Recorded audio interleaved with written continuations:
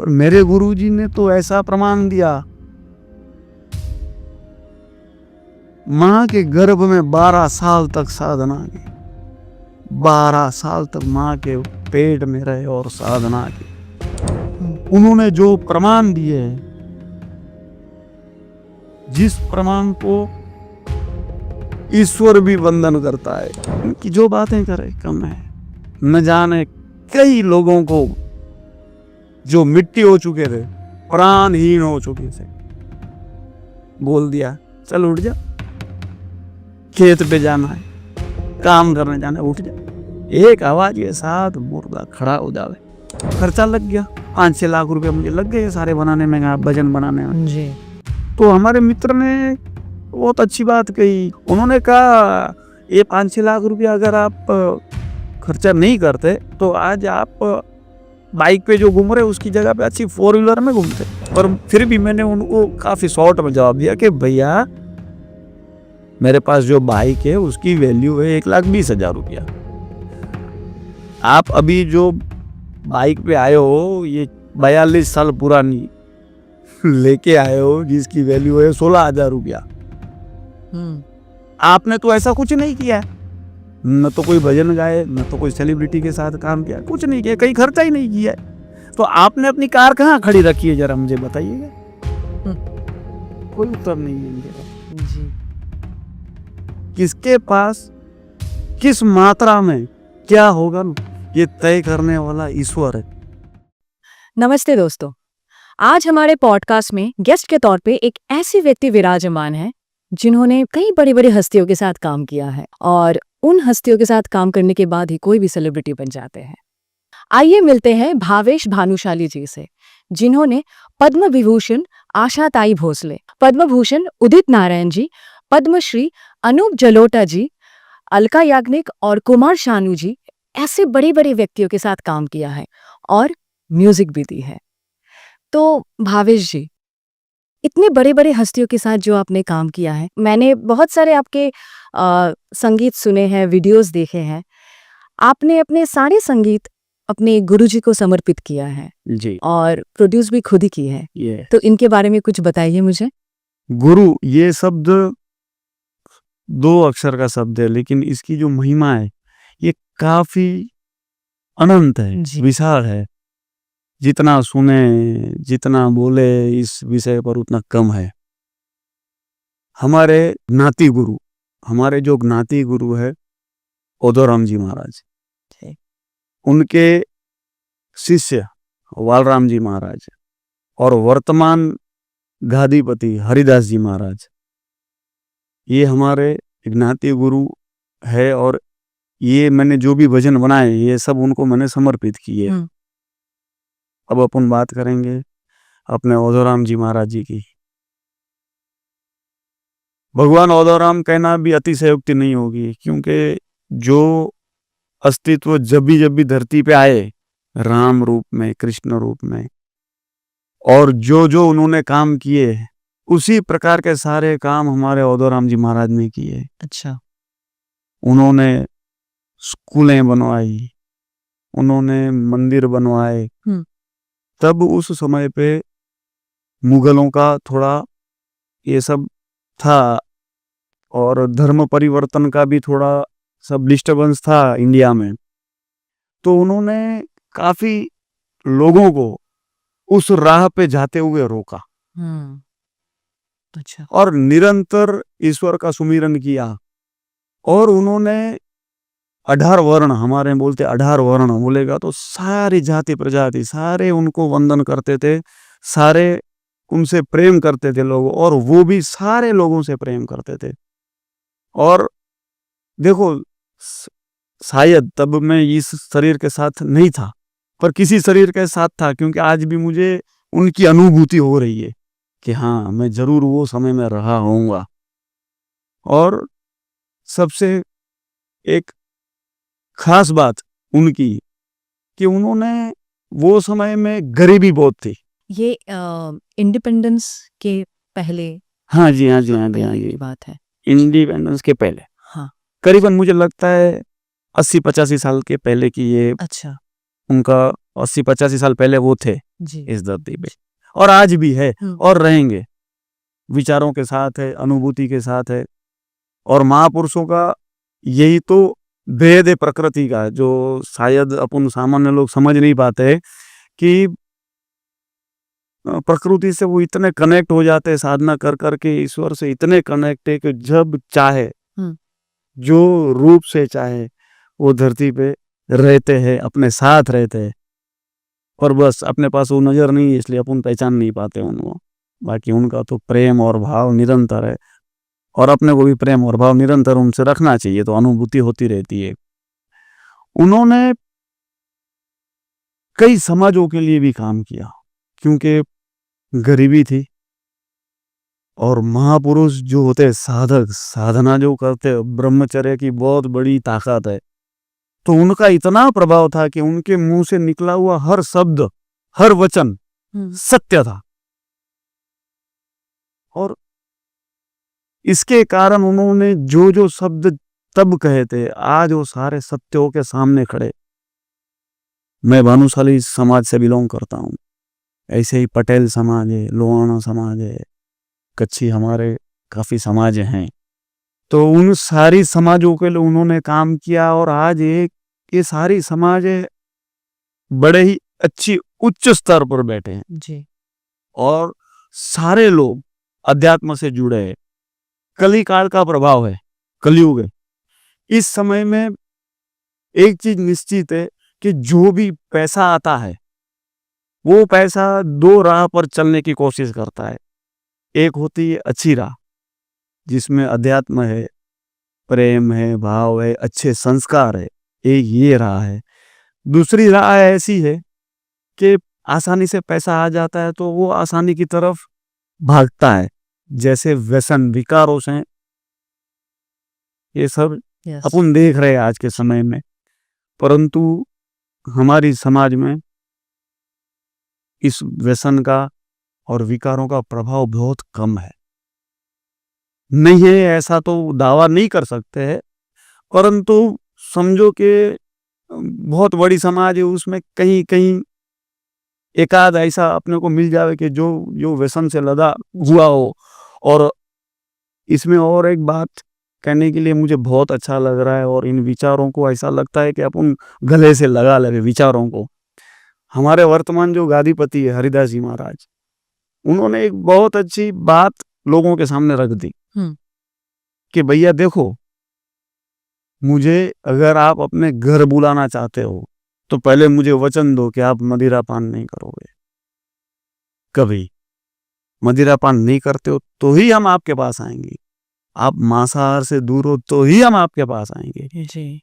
क्योंकि 70% दुनिया, 70% दुनिया मांसाहार और मदिरा पान के आदी हो चुकी करते हैं जी।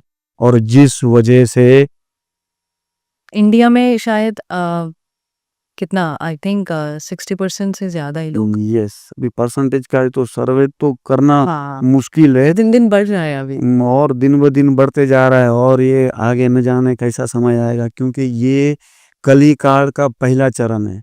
अच्छा, कली काल के भी 4 चरण होंगे, 4 युग, सतयुग, सतयुग, द्वापर, सतयुग, त्रेता, द्वापर, कलयुग जी। और ये पहले चरण में सतयुग में। अभी ऐसी परिस्थिति, तो आगे न जाने कैसा समय आएगा जी। तो ये सारा कुछ अपन समझ नहीं सकते हैं, और भविष्य अपने को पता नहीं है, पर जिनको भविष्य पता है वो इस चीजों के प्रभाव से लोगों को बचाना चाहते हैं जी। प्रकृति ने हजारों गुण बना दिए, परंतु कुछ 4-6 दोष भी है, जिन दोषों से लोगों को बचाना है। तो यही सब जो महापुरुष है, जो जिन्हें हम गुरु बोलते हैं, जिन्हें हम भगवान की उपाधि देते हैं, और जिन्हें हम गुरु बोलते हैं और अपना समझते हैं, यही महापुरुष अपने को अच्छे अच्छे विचारों के साथ अपनी वाणी से प्रभु का साक्षात्कार भी कराएंगे, और अपने को एक अच्छा साधक भी बनाएंगे। हाँ। देखिए वेदिका जी, ऐसा है, अपन शरीर पे भगवा पहनने से उन साधु वेश, अपना साधु वेश हो जाएगा, लोग अपने को वंदन करेंगे, अपने चरणों को स्पर्श करेंगे, ये सारा उस भगवे को वंदन है। परंतु भगवा न पहनते हुए अपने विचार अगर उस दिशा में है तो अपन भी अच्छे प्रकृति के साथ कनेक्ट हो सकते हैं क्या बात है, क्या बात है, सही है। और अच्छे विचार ही अच्छी दुनिया का सर्जन करते हैं। सारी दुनिया विचारों पे चल रही है जी। विचारों से ही दुनिया का सर्जन हुआ है। जी। कुछ पूछ रहे थे, आप बताइए। तो मैं यही पूछ रही थी भावेश जी कि आपके साथ बात करने के बाद मुझे ऐसा लगता है कि इतनी आध्यात्मिकता आप में है। महापुरुषों की वाणी है, महापुरुषों ने काफी भजन लिखे हैं। जी। वो भजन में सारे प्रकृति के भेद जितने हैं ना, वो सारे खुले हुए हैं। अब वो भजन जब आप सुनेंगे, उनको समझेंगे, तभी उनका आनंद आएगा और काफी सारे जीवन अच्छा जीने की राह उसमें से मिल जाएगी। एक शब्द ऐसा है, एक दुआ ऐसा है जो अपने कबीर साहब ने लिखा। कबीर कहे तू हंसना छोड़ दे, रख रोने से प्रीत, एक दिन फना हो जाएगा यही अनंत की रीत। क्या बात है। अब ये अपन सुनते बोलते, लेकिन अगर इसको समझेंगे तो ये अपने आप में इतनी बड़ी बात है जी। जिसका आंकलन करना मुश्किल है। पर जब समझ गए तो इसका जो आनंद है वो बहुत ही बड़ा उच्च स्तर का आनंद है। अब आपको इसका अर्थ मैं समझाता हूँ। कबीर कहे तू हंसना छोड़ दे। कबीर साहब ने कहा हंसना छोड़ दे, यानी अपने को मुस्कुराना बंद नहीं करना है। हंसना छोड़ दे इसका मतलब ये है कि कोई इंसान अपनी दर्द अपनी पीड़ा लेके आता है तो उसकी मजाक मत कर, उस पे हंस मत। अच्छा। आजकल की परिस्थिति ऐसी है कि कोई कीचड़ है, उसमें कोई थोड़ा सा स्लिप हो जाता है तो आजू बाजू के लोग वीडियो बनाएंगे और कुछ लोग साइड में खड़ा रह के वो हंस देते हैं। ये लोगों का स्वभाव हो गया। अब उसमें से कोई एक आधा बंदा आ जाता है ज्ञानी, जो भैया उठ आपके कपड़े धुलवा देता हूं। तो ये आज की परिस्थिति है। पर इस बात को कबीर साहब ने कहा है हंसना छोड़ दे, किसी पे हंस मत। रख रोने से प्रीत, कोई रोता हुआ आता है तेरे पास, अपनी पीड़ा बताता है तो उससे प्रेम कर, उसे अच्छा आश्वासन दे। ये सब करने की वजह क्या, उन्होंने आखिरी शब्द में बताया है, एक दिन फना हो जाएगा यही अनंत की। हाँ, एक दिन तो हमको सब कुछ आना ही पड़ेगा। तो ये सब शरीर लेके आए हैं जी। और ये 5 तत्वों में से जो शरीर बना है वो शरीर एक दिन जी छूट जाएगा। और जिस टाइम छूट जाएगा सारा हिसाब सामने होगा। मृत्यु आने से पहले सारा नजारा होता है, क्या क्या किया है दोस्त तूने, ये देख, ये कर्म है तेरे। और तब कर्म की गति ऐसी है ना, जो इंसान ने भूतकाल में किया है वो वर्तमान में भुगत रहा है। हाँ जी। चाहे आप हो चाहे मैं हूं। उसको क्या कर्म कहते हैं? प्रारब्ध कर्म शायद। ये शब्द उसके लिए शायद ऐसा हो सकता है। मुझे इतना, मैं ज्ञानी नहीं हूं, मैं तो अज्ञानी अबोध इंसान हूं, एकदम बुद्धिहीन इंसान हूं, मुझे कुछ पता नहीं। बस मुझे पता इतना है कि ये सत्य है कि जो हमने भूतकाल में किया है वो वर्तमान में भुगत रहे हैं, चाहे अच्छा किया चाहे बुरा किया जी। अब जो बुरा किया है वो भूतकाल में जाके उसको कोई सुधार नहीं कर सकता है, ऑफ कोर्स पीछे तो कोई जा नहीं पाएगा। परंतु ये निश्चित है कि आज अगर हमें ये समझ आ गई है ना, तो आज वर्तमान तुम अच्छा करें, वर्तमान अच्छा करेंगे तो भविष्य निश्चित अच्छा अच्छा अच्छा ही होगा। कर्म का बंधन सभी को लगा है। धरती पे जन्म होते ही जो जीव जन्म लेगा धरती पे, उसको कर्म का बंधन लगेगा लगेगा और लगेगा। करेक्ट। उसके अनेकों प्रमाण है। अस्तित्व खुद ब्रह्म खुद जब धरती पे आए तो उन्होंने भी अपने कर्मों का हिसाब दुनिया के सामने रखा है कि मैं तो खुद ब्रह्म हूं, मैं तो खुद अस्तित्व हूं, पर ये देखो कर्मों का तो मुझे भी भुगतान करना है। और कर्म का एक स्वभाव है, जैसी नीति वैसी नियति। नियति बोलेगा तो आपका नसीब, आप जो नीति रखोगे, किसी से कर्जा लिया और वापस देने का टाइम आया तो बस ऐसे हाथ उठा लिए, नहीं नहीं, ये ऐसा नहीं होता है, ये तो आपको देना ही पड़ेगा आज भी। देना ही है, क्योंकि वो सारा लिखा जा रहा है। जी। मैंने एक महापुरुष से पूछा, कर्म का हिसाब है ईश्वर जब रखता है तो कैसे रखता होगा, क्योंकि उस बाहर बैठा है, लंबा बैठा है, अपने से एक एक जीव पे कैसे नजर रखता होगा, मिस्टेक नहीं हो जाती होगी, कहीं गलती नहीं हो जाती होगी हिसाब रखने में। तो उन्होंने बहुत ही अच्छा उत्तर दिया मुझे, बोले भैया ये आपको नहीं पता, ये आप अज्ञान में हो। इसका भेद ये है कि जो भीतर बैठा है ना, हिसाब तो वही रख रहा है, जो जीव अंदर बैठा है वही शिव से कनेक्ट है और वही पूरा हिसाब अपना कर रहा है। अब उससे कैसे गलती होगी, वही अपना कर्मों का हिसाब कर रहा है, वही अपने कर्मों का फल दे रहा है, जो भीतर बैठा है वो। हाँ, उससे तो कभी गलती हो ही नहीं सकती ना, क्योंकि साथ चल रहा है, क्या बात। हर पल साथ है, हर कर्म साथ है। आज अपन ये जो वाणी, अपनी जो बातें सारी वो समझ रहा है। जी। और मेरे चाचा जी थे ना, एक बहुत अच्छी बात करते थे, वो ये बोलते थे कि भावेश, एक बार मैं ट्रेन में गया, वो ट्रेन में लगेज डब्बा होता है ना, जो काफी गर्दी थी, बाकी डब्बों में चढ़ने नहीं मिला, तो लगेज डब्बे में गए। लगेज डब्बे में एक ऐसी सुविधा है कि नीचे भी बैठते हैं लोग सीट पे, और एक ऊपर लगेज रखने की एक सीट होती है। जी। शायद हाँ, आप नहीं गए होंगे हाँ। ट्रेन में, या अरे गए होंगे, उस देखा होगा। तो वो जो जगह होती है ना, जी। वहां पे लोग बैठते हैं, लगेज भी रहता है, पड़ा रहता है, लोग भी बैठते हैं। वो ऊपर तरफ होता है थोड़ा, यस, थोड़ा ऊपर होता है, यहाँ सीट होती है अच्छा। और वो ये स्तर पे होता है। हाँ। तो बोले भावेश, मैं बैठा था ऊपर की सीट पे, गर्दी काफी थी, तो एक अंधा, भिखारी शब्द छोटा हो जाएगा पर मुझे शब्द याद नहीं आ रहा है उसके लिए क्या बोलूं मैं, कि वो जब ट्रेन में चढ़ा, उसके पास एक ग्लास था, वो ग्लास में जो पैसा डालते थे, 5 रुपया डाला या 10 रुपया डाला, तो वो उसका आवाज आता था, तो आवाज पे वो अपने आशीर्वाद देना चालू कर देता था। अभी उसको दिखता तो था नहीं, हाँ। वो जैसे 5 रुपए का आवाज आया, वैसे वो उसके मन से आशीर्वाद निकलने चालू होते थे।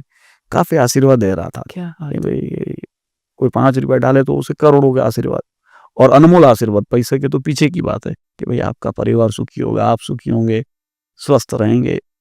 तो चाचा बोले कि मुझे मन किया कि मैं भी उसमें पैसा डालूं, पर परिस्थिति ऐसी थी कि मैं जहां बैठा था वहां से उसके ग्लास में पैसा पहुंचाना ये मेरे लिए डायरेक्ट पॉसिबल नहीं था। अगर मैं वहां से उतरता तो सीट पैक हो जाती, और 6 स्टेशन अभी रुकना था, तो गर्दी भी बहुत थी। तो बोले कि मैंने जो नीचे बंदा बैठा था ना, उसको ऊपर से ऐसे ऐसे दिए कि भैया उसके ग्लास में डाल दो। अच्छा। तो उन्होंने ऐसा किया, जैसे पैसा 10 रुपया डाला उन्होंने कॉइन, वैसे ही वो अंधे भाई साहब ने आशीर्वाद देना, दिया। काफी आशीर्वाद थे। तो जिन भाई साहब ने वो पैसे डाले ना, उसे रहा नहीं गया, उन्होंने वो अंधे भाई साहब से कहा कि भैया आप आशीर्वाद तो मुझे दे रहे हो दबा के, पर पैसा तो मैंने नहीं डाला है, पैसा मैंने सिर्फ डाला है, हाँ। पैसा तो मुझे ऊपर जो भाई साहब बैठे ना उन्होंने दिया है, पैसा मेरा नहीं था। तो अंधे भाई साहब ने जो जवाब दिया ना, वो सुनकर अब हम दंग रह जाते। उन्होंने ये जवाब दिया कि दोस्त, अंधा मैं हूं, वो अंधा नहीं है मालिक। ना। उसको ही लगे कि तू बिल्कुल चिंता मत कर, क्या। अंधा तो मैं हूं, वो अंधा नहीं है मालिक। अरे उसे पता है कि किसने पैसा ऊपर वाले ने दिया है कि तूने। बहुत खूब। कर्म का सिद्धांत यही कहता है, जो करेगा उसे ही मिलेगा, जी। इससे बड़ी कोई। इंटरेस्ट के साथ मिलता है। मालिक का बड़ा अच्छा स्वभाव, यस। इतनी अच्छी दुनिया बनाई है, कितनी खूबसूरत, कितनी बेहतरीन दुनिया है। ये तो ठीक है, अब मानव में जहाँ जाता है वो गंदगी कर देता है। अब मौका मिला है तो चंद्र पे भी गए, तो ईश्वर से अपन प्रार्थना करते लोगों को सद्बुद्धि दे दे ताकि वहां पे गंदगी न करे और अच्छे से जी। साफ सुथरा जी। रहना चाहिए, क्योंकि जहाँ सफाई है वहीं ईश्वर को आने का मन करता है। जी। कितनी उम्र से आप अपने गुरु के पास गए? ये काफी अच्छा सवाल है। जी। बहुत, इस सवाल सुन के मुझे आनंद आ गया। इसका जवाब तो इतना बेहतरीन है। गुरु से रिश्ता उम्र का नहीं है, सदियों का है। सदियों का रिश्ता है। मैं, मेरे गुरु जी सदगुरु श्री हरि साहब महाराज, उनका नाम लेता हूँ ना, मेरे शरीर के सारे रोंगटे खड़े हो जाते हैं। मेरे आंखों में से प्रेम आता है, भाव आता है। मेरे आत्मा के गुरु है। हजारों सालों से, न जाने कई सालों से मेरी आत्मा उनकी गोद में खेली है और पली बड़ी हुई है। सतयुग, सृष्टि की रचना जिस दिन से हुई, उस दिन से आज दिन तक उन्होंने जो प्रमाण दिए हैं, जिस प्रमाण को ईश्वर भी वंदन करता है, स्वयं मालिक अस्तित्व भी कहता है कि वाह बाप वाह। कई महापुरुषों ने काल को रोक दिया, काल को रोक दिया, रुक जाओ, भीष्म, महापिता भीष्म, काल को रोक दिया, 6 महीने बाद आना जी। और मेरे गुरुजी ने तो ऐसा प्रमाण दिया, मां के गर्भ में 12 साल तक साधना की, 12 साल तक मां के पेट में रहे और साधना की। ईश्वर ने कहा अब इस धरती को आपकी जरूरत है, आप प्रकट हो जाएं इस धरती। धन्य है उन मां को, धन्य है मेरे गुरुजी को। इनकी जो बातें करे कम है। न जाने कई लोगों को जो मिट्टी हो चुके थे, प्राणहीन हो चुके थे, बोल दिया चल उठ जा, खेत पे जाना है, काम करने जाना है, उठ जा। एक आवाज के साथ मुर्दा खड़ा हो जावे। ये प्रमाण कैसे ऐसे? जो इंसान मृत हो चुका है, डॉक्टरों ने घोषित कर दिया इसमें प्राण नहीं है, वो दिन निकल गए, प्राण नहीं है। बात जब इनके पास आई, सदगुरु जी हरि साहिब जी महाराज के पास बात आई, कौन कहता है प्राण नहीं है, चलो मुझे ले चलो उनके पास। गए उनके पास, अरे उठ जा, क्यों सो रहा है, उठ जा। प्राणहीन में प्राण आ गए, एक शब्द से। क्या इनका सामर्थ्य, क्या इनकी साधना और क्या इनका तप होगा, कोई माप नहीं। अमाप अस्तित्व, प्रकृति सब इनका सुने, सब इनकी बातें माने, इससे ज्यादा क्या बात कहे। और ये आत्मा, ये तो शरीर दिख रहा है, ये तो क्या है, आज वर्तमान है, कल भूतकाल हो जाएगा, कल चला जाएगा। पर आत्मा का तो संबंध जी। मूल गुरु जी से कई सदियों से, कई युगों से, और आने वाले कल युग और 5वां युग आएगा। अभी चार युग के अपन साक्षी रहे, जी। 5वां युग अब आना है। मैं तो मालिक से यही कहता हूँ, मालिक ये गुरु मुझे हर जन्म में मिले, जो मांगो, जब चाहो, जो स्वरूप में चाहो अपने साथ है। मुलाकात नहीं हुई हमारी, अच्छा, तस्वीरें देखिए से, पर अनुभूति बहुत ही लंबी अनुभूति, हर क्षण हर पल अनुभूति साथ हुई। और हमारे मेरे वर्तमान गुरु जी, जो वर्तमान शरीर के साथ है, श्री कल्याण दास जी महाराज, क्या बात कहूं उनकी। सुबह 8 बजे खेत पे चले जाते हैं, अच्छा, दोपहर को आते, खाना खाते, 1 घंटा आराम किया, फिर खेत पे चले जाते हैं। महापुरुष की व्याख्या क्या है, साधुओं की व्याख्या क्या है, ये व्याख्या है। हाथ कहीं नहीं फैलाना, कहीं हाथ नहीं फैलाना, खुद की मेहनत पे सब संचालन करना है। जी। और स्वरूप देखें आप, अपने से गलती हो जाती है, अपन तो सामान्य इंसान है, तो डांट देंगे, एक एक क्षण में सर पे हाथ घुमाएंगे। इनका अनहद प्रेम, बाहर से सूरज जैसे, भीतर से चंद्र जैसी शीतलता। ऐसा लगता है मालिक, देखो मीरा कृष्ण में समा गए शरीर के साथ। मैं मालिक से कहता हूँ, मालिक मैं शरीर के साथ मेरे गुरु जी में समा गया। सही है। कितना अंदर आनंद है, कितना आनंद में रहता है। कई परिस्थितियों का सामना करना पड़ता है जब साधु त्याग करके जब साधना करते, कई परिस्थितियों का सामना करना पड़ता है। और फिर सन्यासी ब्रह्मचारी त्यागी होकर भी संसार के साथ रहना पड़ता है। ये कोई आसान काम नहीं है जी। आजकल। तो लोग बोलते थोड़ी सी पीड़ा आई, आर्थिक कटोकटी आई, चलो साधु बन जाए। अरे साधु बनना इतना आसान है? नहीं है, साधु बनना बहुत मुश्किल है। मेरे गुरुओं के पास कई प्रमाण है, कई साधनाएं, कई शक्तियां हैं, परंतु आज पॉडकास्ट अपन कर रहे हैं, आपने मुझे बुलाया, आपके चैनल पे मैं आया हूँ। अब उनको बुलाएंगे तो नहीं आएंगे। वो पता है, अगर आना हुआ, सारी बातें हुई, सारे भेद खुल जाएंगे तो लाइनें लग जाएंगी। और गुरु का स्वभाव है,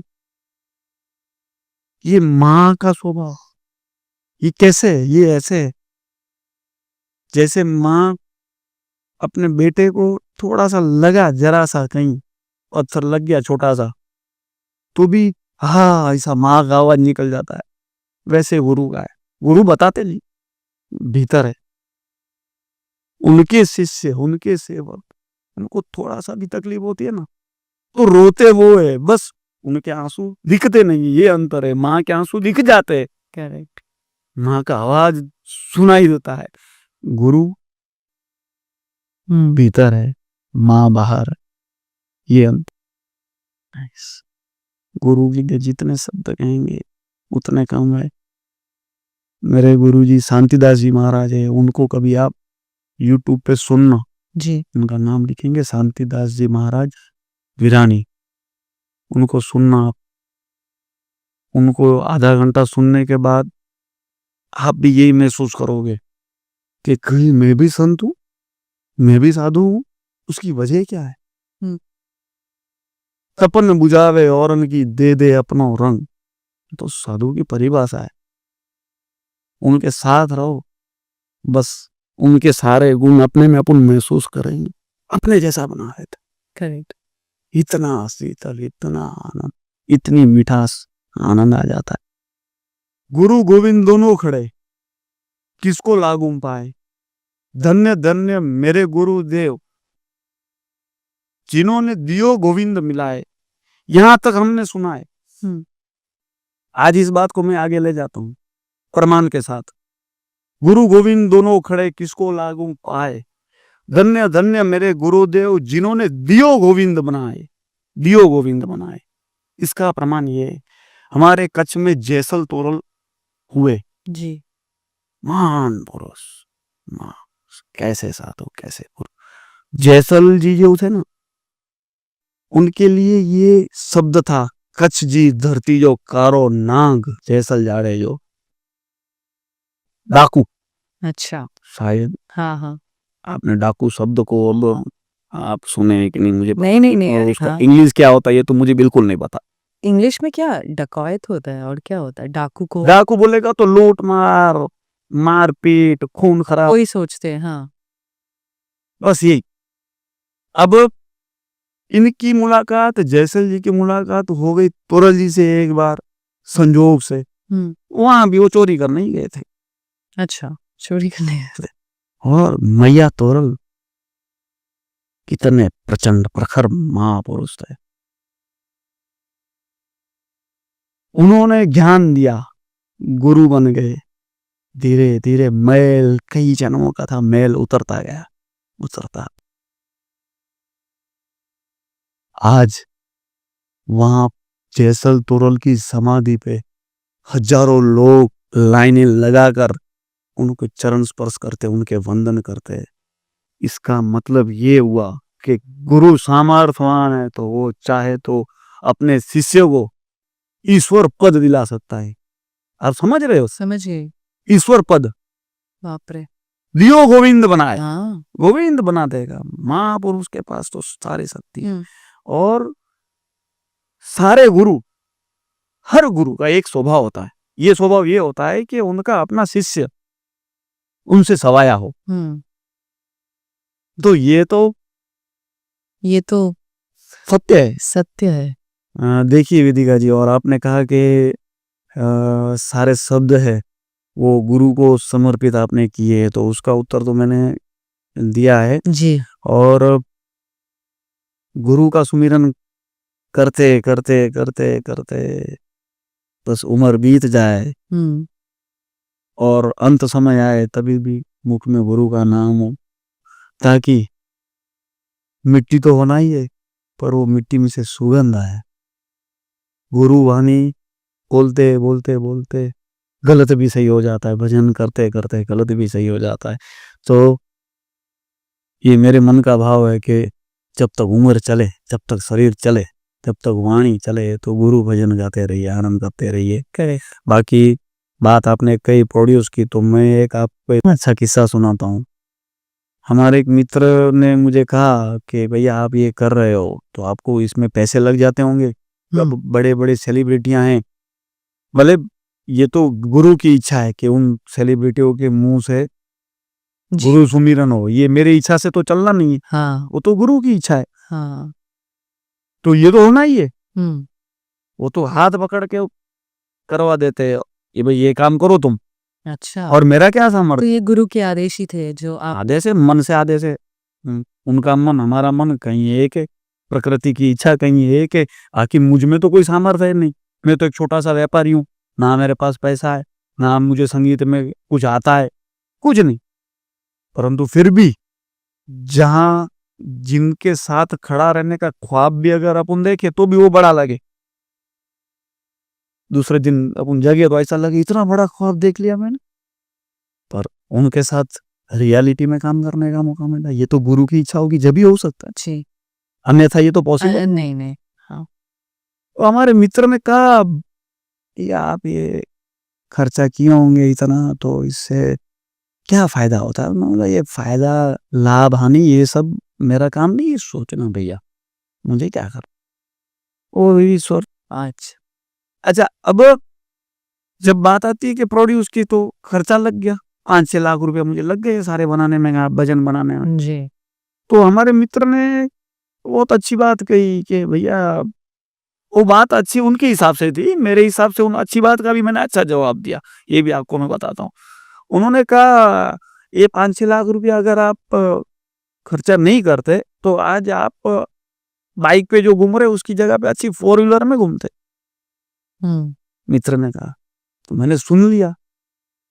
अब उसका जवाब भी देना है, वो मेरा स्वभाव है। कोई सवाल करे, इतना सा सवाल करे कोई, तो मैं इतना बड़ा जवाब दूं, ये मेरा स्वभाव पहले से रहा है। पर फिर भी मैंने उनको काफी शॉर्ट में जवाब दिया कि भैया मेरे पास जो बाइक है उसकी वैल्यू है 1,20,000 रुपया। आप अभी जो बाइक पे आए हो ये 42 साल पुरानी लेके आए हो जिसकी वैल्यू है 16,000 रुपया। आपने तो ऐसा कुछ नहीं किया, न तो कोई भजन गाए, न तो कोई सेलिब्रिटी के साथ काम किया, कुछ नहीं किया, कहीं खर्चा ही नहीं किया। तो आपने अपनी कार कहाँ खड़ी रखी है जरा मुझे बताइएगा। कोई उत्तर नहीं है इनके पास। जी। किसके पास किस मात्रा में क्या होगा ये तय करने वाला ईश्वर है। ये अपन कौन होते तय करना? जी होता है। धर्म किए धन ना घटे, सहाय करे रघुवीर। अच्छे कर्म करते जाओ, गुरु वाणी गाते जाओ, आनंद करते जाओ। ये पैसों का तो क्या है, क्या पता है कल मैं पैसे वाला हो जाऊंगा, किसको पता है। आपके गुरुजी ने कभी भी आपको बोला है कि भाग्य उदय कैसे होता है? आपने भाग्य उदय की बात की है, बोला है। कैसे होता है भाग्य उदय? एक ही तरीका है उसका। जी।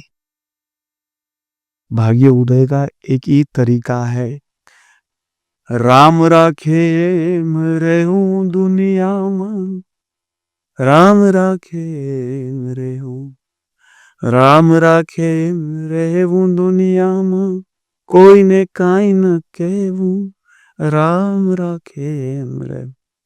अब ये शब्द गुजराती है पर आप समझ गए होंगे। राम जैसे रखना चाहता है वैसे रहिए, यही भाग्य है, यही भाग्य उदय है। इंसान का पेट नहीं भर रहा है, वर्तमान परिस्थिति में जो चीज 90 नंबर पे है, पैसा, उसको इंसान ने पहले नंबर पर लाके खड़ा कर दिया है। आप पैसे वाले तो ही आपका भाग्य उदय है, ये किसने कहा? गलत। इस बात को मैं सरासर गलत ठहराता हूं और मुझे इसमें बिल्कुल इसी कोई सवाल कर दे तो मेरे पास इसके 10 जवाब है। एक जवाब देता हूं प्रमाण के साथ। मेरी ऑफिस में एक बंदा काम करता है जिसको 20,000 पगार है और वो हर संडे अपने बच्चों और अपनी बीवी के साथ बाजू में नदी है जहां रहता है उसके, वहां जाते, नदी के किनारे पे बैठते हैं और 50 से 60 रुपए का आपस में वो बेल लेके खाते। अच्छा, इंस्टाग्राम पे फोटो डालते। इंस्टाग्राम का कोई चार्ज तो है नहीं। देखने वाले लोग जो है वो बोलते क्या मजे कर रहा है, क्या आनंद कर रहा है। और उसको भी पूछता हूँ तो ये आनंद में होता है।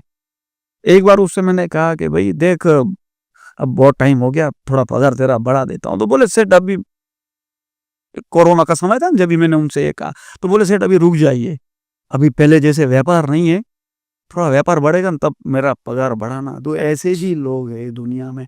अब उनका तो भाग्य उदय हुए ना, पैसे से नहीं है लेकिन आनंद है, परिवार के साथ सुखी है जी।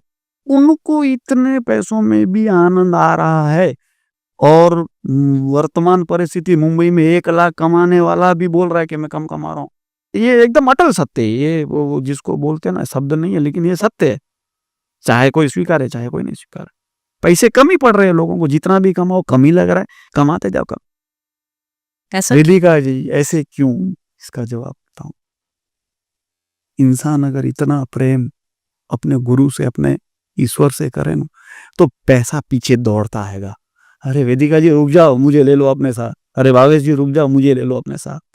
ये सारे सुख पीछे भागेंगे, लेकिन इंसान बेवकूफ है, सुखों के पीछे भाग रहा है, और वो भी भौतिक सुख।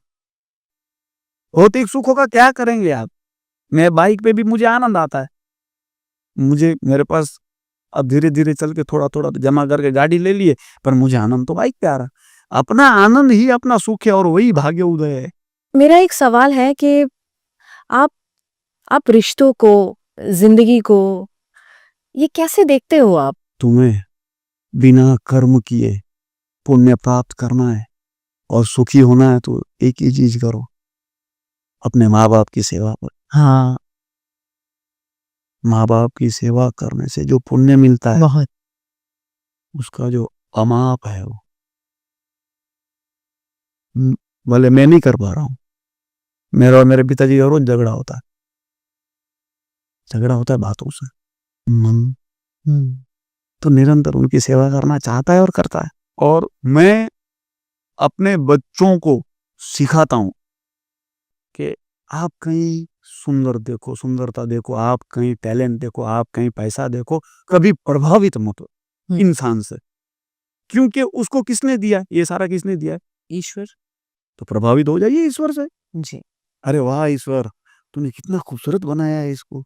अरे वाह ईश्वर, तूने कितना टैलेंट दिया इसको। तो प्रेम और प्रभाव ईश्वर से ही रखिए ताकि कहीं धोखा न मिले। हाँ जी।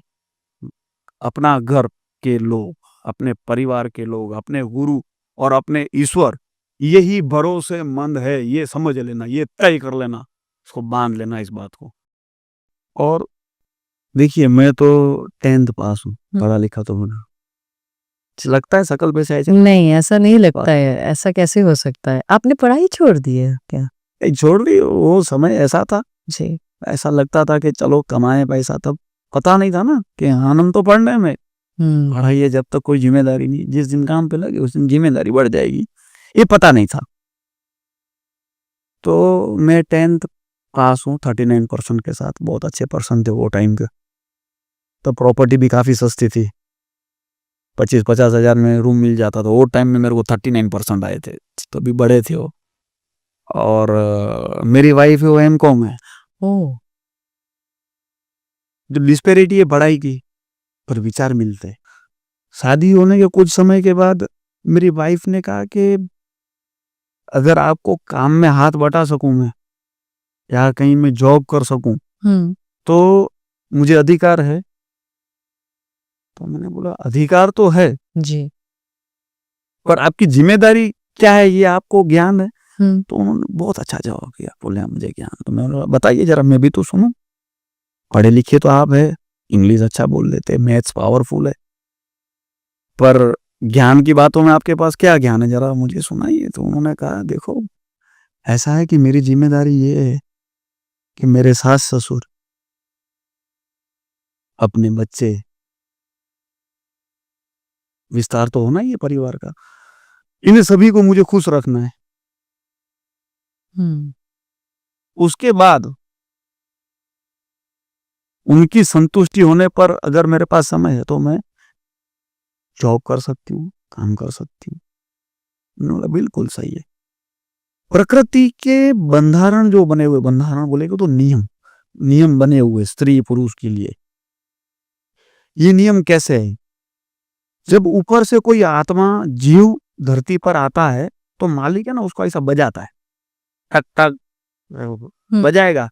और वो जीव अगर बोलेगा दुख रहा है, लग रहा है, तो मालिक बोलेगा जा तू पुरुष बन जा, तुझे पुरुष बनना है।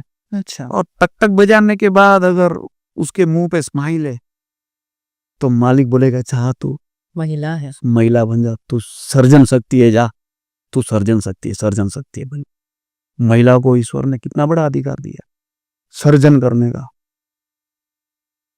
हमने सुना डायलॉग, मर्द को कभी दर्द नहीं होता, आपने भी सुना होगा, दर्शकों ने भी सुना होगा। जी। पर दर्द का पता है, मर्द को कहां क्यों दर्द होगा? मर्द के पास सर्जन शक्ति नहीं है। सर्जन करने वाली जो महिला है, जब बच्चे को जन्म देती है वो, तब वो जो पीड़ा होती है ना, वो तो उसको ही पता है। तो मर्द को दर्द क्यों होगा? उसके पास तो शक्ति नहीं है सर्जन की, तो दर्द का तो उसको पता ही नहीं। जी, दर्द तो वो है। ऐसा होता है कि प्रेगनेंसी के टाइम पे ऐसा लगता है एक साथ 206 हड्डियां टूटने जैसा पेन होता है। मैंने ये कहीं पे पढ़ा था। तो ईश्वर ने बड़ा ही अच्छा स्वरूप बनाया, स्त्री स्वरूप, जो लक्ष्मी है। जी। बस उसका विवेक होना चाहिए, उसका विवेक होना चाहिए। जी। जिस घर में महिलाओं का विवेक है वहां सुख साथ है। लक्ष्मी जो अपन बोलते हैं ना, वो पैसा नहीं है, पैसा तो नोट है। कब मोदी ये बोलेंगे आज रात 8 बजे से 500 की नोट बंद, बन गया 1000 भी बंद, 2000 की बंद, ये तो कभी भी हो सकता है। लक्ष्मी जी तो कभी बंद नहीं हो सकती। तो लक्ष्मी जी, लक्ष्मी क्या है?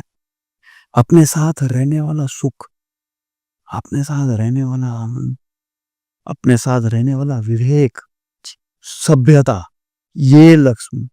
और ईश्वर से कहना ये दे दे, ये दे देगा, आनंद ही आनंद। और कुछ बातें, कुछ सत्य ऐसे है कि जिनको लोग समझते हैं और लोक लाज के लिए बोल नहीं पाते, मर्यादाएं लग जाती है। पर सब मर्यादा में रहेंगे तो सत्य कौन बोलेगी? खैर, तो इसका मैं एक सत्य बात बताता कि जैसे पढ़ना लिखना स्टडी ये बढ़ गई ना, वैसे ही वो दिशा में ज्ञान बढ़ गया महिलाओं के पास। तो महिलाओं के पास कमाने का सामर्थ्य आ गया। अब पुरुष 50,000 कमाता है, महिला 60,000 कमाती। तो कहीं महिला के मन में यह भाव आ जाता है कि मैं घर चला सकती हूँ अपना, परंतु चाहे आप कितना भी कमा लो, लेकिन जो रिलेशन है वो तो रिलेशन वही रहेंगे ना। हाँ। पति पति है, बच्चे बच्चे हैं, सास ससुर है, उसमें तो कोई अंतर नहीं आएगा आपके उसमें पैसों तो से। कभी कुछ नहीं आएगा जी। तो वो तो अखंडित है, वो तो रहने वाला ही है। उनको निभाना है। पैसों की वैल्यू उनके बाद है। कमाना आप सीख गए या कमाना आपको आ गया और आपके स्वभाव में परिवर्तन आ गया, ये नहीं होना है। उसको पचाना है। जी। पचाने का शब्द अब ऐसा है कि मुझे हिंदी भी इसका नहीं मालूम है, और डाइजेस्ट, उसको सेव करना है या उसको तुम संभालना सीखो। संभालना। हाँ। कमा लेते हो ठीक है, उससे क्या बड़ी बात है, कमा लेते हो तो उसके लिए क्या आप अपने रिलेशन को अपने से छोटा समझोगे? नहीं। एक ये सुधार समाज में जरूरी है जी। पढ़ाई के साथ। स्कूलों में, कॉलेजों में संस्कारों का भी सिंचन होना चाहिए। कुछ कुछ वो तो माँ बाप देते हैं, देते हैं। लेकिन आपको एक सत्य ये भी बताता हूँ, सुनना ये सत्य है सभी के लिए। मैं अपनी बेटी को बोलूंगा कि देख, तू जब ससुराल जाएगी ना, थोड़ा मजबूती से रहने का। अपने से कोई उल्टी पुल्टी बातें करे तो बिंदास जवाब दे देने का, स्वाभिमान के साथ रहने का। ये मैं अपनी बेटी को सिखाता हूँ। अच्छा, अब जब मेरी बहू आएगी, हाँ। तो मुझे वो बहू कैसी चाहिए मालूम है? मैं जो भी बोलूं सही गलत है, हाँ बोले, मेरी सेवा करे। मुझे बहू ऐसी चाहिए, बेटी को ये ज्ञान देना है। जी। ये दो पास है। दो आप समझे कि ये जी। डिस्पैरिटी उसको बोला जाता है। इसको शब्द मेरे को नहीं कम आते, बहुत बोलना कम, सीधा सरल भाषा आती है, बाकी भारी वजन वाले शब्द नहीं आते। तो ये स्वभाव हो गया लोगों का। तो उस वजह से जो संतुलन है वो सही से नहीं चल पा रहा है। कहीं पे भी चलो, छोटी बात पे डिवोर्स हो गया। अरे, मालिक ने जो रिलेशन बनाए उसको इतना आसानी से कैसे तोल सकते हो तुम? तो रिलेशन की महत्वता ये है कि जितना बने, एक तो लेट गो करना सीखना है, और बच्चों को भी यही सिखाना है कि जीवन है, स्टेशन आते रहेंगे ये यात्रा में। जी। स्टेशन आएंगे, सभी लोगों का एक जैसा नेचर नहीं है।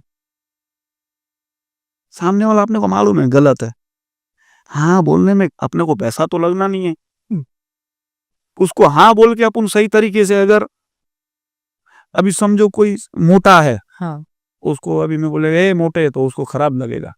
अब मैं उसको ये बोलूंगा कि भैया थोड़ा सा खाने पीने पे ध्यान दो, सुबह थोड़ा वॉकिंग करो, कितना थोड़ा मोटा हो गया आप। हाँ। सत्य तो दोनों सत्य ही है, मोटा वो बोलना सत्य है और ये समझा के बोलना ये भी सत्य है। जी। ये तो आप क्या पीरस रहे हो, आप उनको क्या पीरस रहे हो, उस पे उसका जवाब प्रतिक्रिया 100% आने वाली है। तो सारे रिलेशनों को प्रेम से, भाव से निभाना है, खुद को लेट गो करने सीखना है, सामने वाले को भी यही ज्ञान देना है। लोग जिसे स्वाभिमान बोलते हैं, ये तो बात मेरे स्वाभिमान पे, मैं अड़ी हूं इस बात पे, पीछे नहीं हटूंगा, भले सामने वाले को जो दंड देना पड़े मुझे। अब इसको स्वाभिमान नहीं बोलते, ये आपके हिसाब से स्वाभिमान है, इसको अभिमान बोलते हैं। अभिमान। अच्छा। अभिमान और स्वाभिमान में बड़ा अंतर है। बहुत है। अभिमान से रिलेशनों को हानि होती है, संबंधों में दरारें पैदा होती। और स्वाभिमान क्या है? स्वाभिमान ये अभी नहीं समझ रहा है, थोड़ा वक्त के बाद अपने आप समझे जी। उसमें कोई आपका स्वाभिमान कम नहीं हो जाएगा। और स्वाभिमान भी चौथे नंबर पे, पहले रिलेशन है, संबंध पहले, स्वाभिमान का नंबर पीछे है अभी। हाँ। ऐसा स्वाभिमान क्या काम का जो आपके संबंधों को खराब कर? जी। स्वाभिमान तो ऐसा होना चाहिए संबंधों को हंस के निभावे। तो इस आपके सवाल में मेरे पास इतने जवाब है। इतना तजुर्बा है, इतना अनुभव है, मतलब इतना अच्छा लगता है आपसे बातें करके। मैं बहुत थैंकफुल हूँ कि आप हमारे पॉडकास्ट चैनल पे आज आए हो। हमारे भी भाग्य है जो आपने बुलाया। यस। तो आपके कई वीडियोस देखे हैं मैंने, देशभक्ति के एक वीडियो देखा मैंने। तो आपको मैं सिर्फ ये जानना चाहती हूँ कि देशभक्ति के बारे में, देश प्रेम के बारे में आपको क्या कहना है? आपको ये मैं बहुत उत्सुक हूँ जानने के लिए। देखिए विदिका जी, भारत, इसको माँ कहा गया है। भारत माँ ने अपने आंचल में सभी को पनाह दी, अपने ये सब लालों से लाल, भारत माँ के लाल है अपने यस अपने से इतना ही प्रेम करती है। बात ऐसी है कि ये मेरे विचार है और इन विचारों का अमल अब ये समय आ गया है कि इन विचारों पे भी अमल होना चाहिए, पर पता तो अपने वो है नहीं, क्योंकि अपन तो सामान्य से लोग हैं। कौन सुनेगा, आपने कहाँ तक सुनेगा ये पता नहीं है। आप विदेश जाएंगे ना कहीं, जी तो आपको इंग्लिश में वो पूछेंगे कि आप कहाँ के हो, तो उसका मुझे इंग्लिश शब्द याद नहीं है। क्या पूछते आप कहाँ से हो, तो उसको where are from, where are you from where are you from, तो आप कहोगे इंडियन। इंडियन आप ये नहीं कहोगे कि मैं हिंदू हूँ, मुस्लिम हूँ, सिख हूँ, ईसाई हूँ, क्रिश्चियन हूँ। नहीं वो उतना जवाब उनके लिए बस है, इंडियन।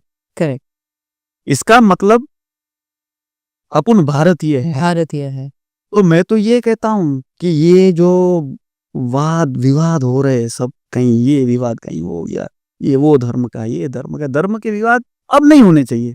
तो उसका एक अच्छा उपाय है कि भाई वेदिका दत्त तो आगे हो जाए भारतीय वेदिका दत्त, भावेश भानुशाली भारतीय भावेश भानुशाली। अच्छा हिंदू हो, मुस्लिम हो, सिख हो, ईसाई हो, क्रिश्चियन हो, सबके आगे भारतीय आ जाए, हो गए सारे भाई। बस फिर अच्छी प्रॉब्लम सॉल्व, फिर तो कोई दिक्कत ही नहीं है। अच्छा, अब आप कैपेबल हो, एक्ट्रेस हो, काफी आपका ऊंचा स्तर है सामान्य लोगों से, भले सब सामान्य ही है और सब अच्छे ही है, अच्छी पर जो सामान्य से आपको काफी लोग पहचानते, काफी लोग जानते, आप आर्थिक भी मजबूत हैं, कमाई अच्छी वो इंडस्ट्री में, बाकी सामान्य लोगों को अपना घर परिवार चलाते और आनंद करते, आप उनसे एक स्टेप आगे हो, वो आपके कर्म है, ईश्वर ने आपको वो चीज जिम्मेदारी दी है, जी आप निभा रही हो। कभी है ना, वो राजंस हंसराज के राजंस एक हेलीकॉप्टर सेवा है, कौन सी है, कुछ वो हेलीकॉप्टर की सेवा है, उसमें आप बम्बई दर्शन कर सकते हो। अच्छा अब बम्बई दर्शन करना, तो आप नीचे देखोगे ना, तो आपको अनेकों प्रकार के झंडे दिखाई देंगे, फ्लैग। हाँ कोई फौजी, हम्म भारत का सैनिक जब शहीद हो जाता है, लड़ते लड़ते देश के लिए अपने प्राण दे देता है, तब उसे तिरंगे में लपेटा जाता है, उसके शरीर को तिरंगे से लपेटा जाता है, जी और वो तिरंगे के लिए अपने प्राण दे देता है। तिरंगे का कितना बड़ा महत्व है, बहुत जी अपनी माँ, भारत माँ की पहचान है तिरंगा। मैं ये सोचता हूँ कि आप हेलीकॉप्टर से जब देखोगे ना नीचे, तो 200 अलग अलग प्रकार के आपको फ्लैग, झंडे दिखाई देंगे, कहीं कोई झंडा है, कहीं कोई फ्लैग है। क्यों? खाना में माँ के हाथ का खाऊं और तारीफ में मौसी की करूं, बुआ की करूं, चाची की करूं। ऐसा नहीं होता खाना तो मुझे माँ खिला दे अपने प्रेम से, तारीफ की जाए, पर झंडा लेके नहीं तारीफ करनी। झंडा तो माँ का ही रहेगा साथ। क्या बात है वन नेशन, वन फ्लैग, इन विचारों को आप भी कोशिश करना है। जी क्यों?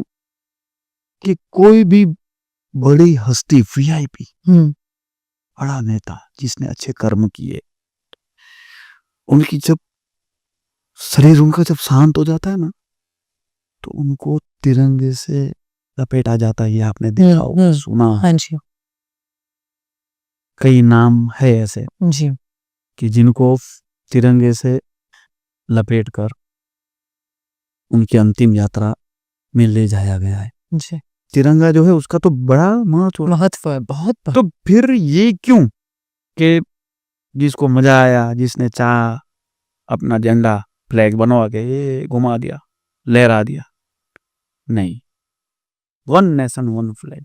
यूनिटी और होनी चाहिए यस। भारतीय में अच्छा, अब यूनिटी की आप बात करते हैं, तो ये झंडा जो फ्लैग बनाया गया है ना, उसे कितनी समझदारी और कितनी दीर्घ दृष्टि से बनाया गया है।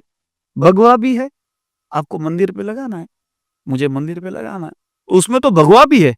अपन जो मंदिर पे भगवा लहराते तो उसमें भगवा तो है ही। करेक्ट है ना अच्छा, मस्जिद पे लगाना है तो हरा भी है ही। तो मेरे ये विचार है कि मंदिर मस्जिद सभी जगह तिरंगा लहरा है और आसमान से कोई यात्रा करे न, विदेश के लोग, तो उनके मुंह से निकले वाह क्या बात वाह वाह। ये मेरा देश प्रेम ये कहता है। भारत माता की जय। भारत माता की जय। वंदे मातरम। वंदे मातरम। आपके इन विचारों को मैं हमारे पॉडकास्ट चैनल के थ्रू लोगों तक पहुंचाऊं, इतना सौभाग्य मुझे मिला है।